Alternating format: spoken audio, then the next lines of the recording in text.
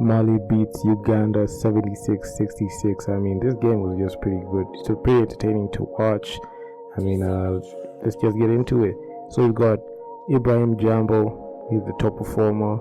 The matchup was between him and Baron Davis from Uganda. So Ibrahim Jambo, plus 18 efficiency, 19.7 rebounds, 1 assist, 1 steal.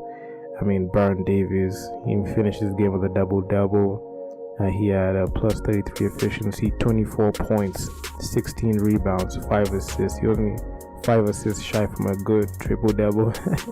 1 steal, 3 blocks. I mean, this guy just completely took over this game in his own way, but it wasn't enough for pulling away with the win. So, I mean, just heading into the team comparisons, I mean, Uganda shot 48% from 2-point field goals, 34% from the 3-pointers, and 66% from the line. So you can see Uganda were pretty good. They shot well. They should have shot better from the free throw line, but hey, that's the situation. I mean, they shot better from the field, and especially from deep. But it wasn't enough, because you can see Mali shot 35.3% from 3 and 34.9% from 2-point field goals. So you can see from the onset, you could see Mali were matching Uganda's threes. So when you see that, I mean, when they take away that, when they shoot like that, that means that, you know, they're converting pretty well. And from the free throw line, you can see Mali were really struggling from the free throw line, only converting 62.5% of their shots, which is not good by any stretch. But in this game, they're almost catching up to Uganda, but in the end, Mali came out with the win. But in the rebounds department, we can see Uganda winning the rebounds department but not by a wide margin. In defensive rebounds, they grabbed 38 defensive rebounds and 6 offensive boards only. But you can see their counterparts in Mali, they grabbed 28 defensive rebounds and 14 offensive rebounds. So despite being out-rebounded, Mali only 2 rebounds shot. But in the steals department, you can see Mali came away with 20 steals, a rare 20 steals, as opposed to Uganda's 8. Mali shared the rock pretty well, 19 assists to Uganda's 8 assists. But in the turnovers, you can see Uganda really turned over the ball at a very high rate, 27 turnovers as compared to Mali's 14. In the blocks, you can see they're almost matching up in blocks, because Uganda only 1 block shy from, you know, tying the total blocks for Mali. So you can see Mali had 5 blocks, Uganda 4 blocks. But in the fouls, you can see Uganda really struggled, 15 fouls. So fouls and turnovers really communicate what happened and what led to Uganda losing this game. So onto, you know, points from turnovers, you can see Mali capitalized on that, 28 points from turnovers. You can see fast break points, Uganda led that stat, 20 points. Second chance points, you can see despite Mali being out rebounded, they're able to grab a lot of second chance points, 13 second chance points in the paint. I mean, Mali, you know, did their thing, 28 points in the paint, they led in that stat, and also points from the bench, they led in that stat as well.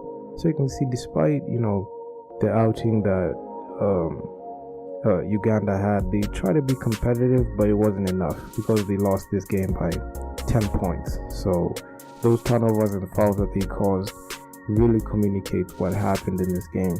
So in the first quarter, you can see based on the way these guys played, I mean, the first quarter, Mali they were leading, and they took the charge to the second. Even in the second quarter, you can see Uganda tried to close the gap, but they weren't getting close. And there's no point in this game that they tied the game. Both teams tied the game. Uganda was just literally chasing the game in the second half, and this game flew by Uganda in the fourth quarter. They couldn't get to them. So Mali had their biggest lead in 14.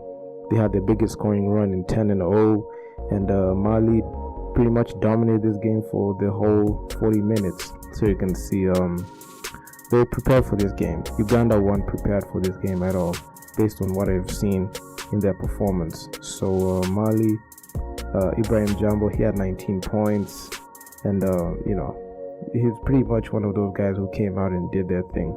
He had a plus minus or plus 11, 7 rebounds, 1 assist, 1 steal. So yeah.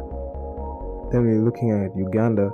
Despite their poor performance, we had 3 players who had 10 points or more. We had Baron Davis, the star for this team at the time. Then we've got Eric,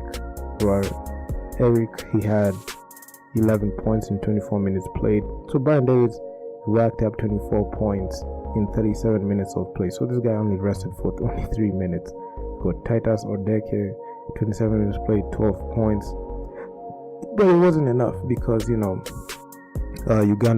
came up short, and it's because of the turnovers and the fouls that they were causing, because they caused a lot of turnovers, and this in the end really hurt them a lot. So Uganda have to work on taking care of the basketball and making the right plays, because if they don't do that, it's gonna cost them in the end. So yeah, man, I mean, congrats to Mali. I mean, they got beat by Kenya, Cote d'Ivoire, and Nigeria in the FIBAWC. They never won a game. They got swept, but winning this first game is pretty good. It's a breath of fresh air for them. But Uganda, they have to come back up. But I feel like the absence of Ishmael Wainwright and other guys really disrupted the chemistry for this team. But hey, I mean, this basketball, you win some, you lose some. So yeah, that's that. So please be sure subscribe to the channel, turn on notification posts, like the video, share the video. That being said, man, I'm out. Peace.